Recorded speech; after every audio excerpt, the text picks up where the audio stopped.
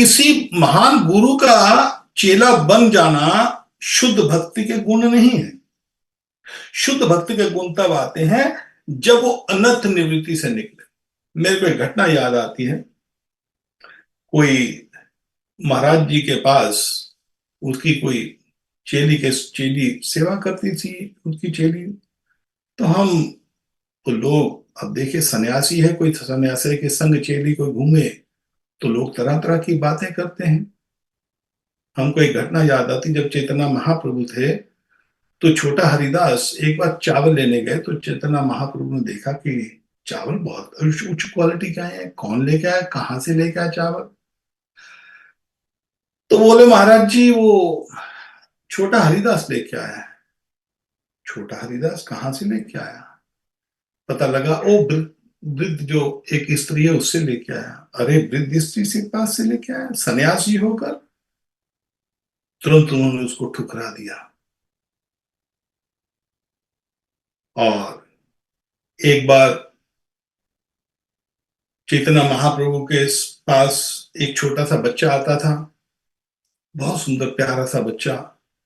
और जब भी आए तो कृष्ण कृष्ण कृष्ण कृष्ण का नाम जप के करे, क्योंकि भगवान के संग में है तो कृष्ण नाम तो जपेगा।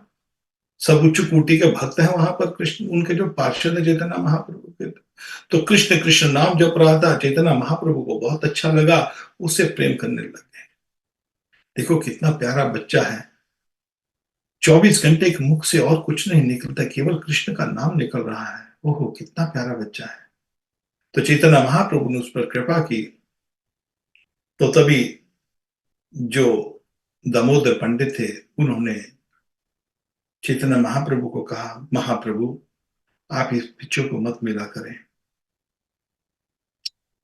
बोले क्यों, क्या हुआ? बोले महाप्रभु आप संन्यास आश्रम में हो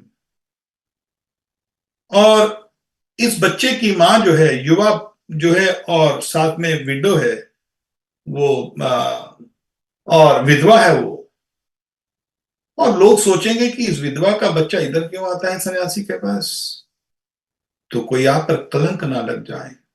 तो चैतन्य महाप्रभु तुरंत संबंध छोड़ दिया। अच्छा मेरे को नहीं पता था इस बात का। तो उन्होंने तुरंत उस रिलेशनशिप को बंद कर दिया। हम एक बार इसी तरह किसी महाराज को बोला हमने, महाराज जी आपकी चेली आपके संग है, लोग तरह तरह की बातें करते हैं, तो इसलिए आप थोड़ा सा डिस्टेंस रखिए। तो हमको जवाब मिला, हम तो नहीं छोड़ेंगे इसको।